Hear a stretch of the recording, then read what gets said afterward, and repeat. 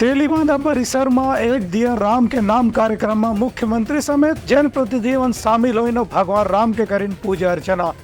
पूरा भक्तिमय माहौल रिसे पूरा जम्मू प्रदेश छत्तीसगढ़।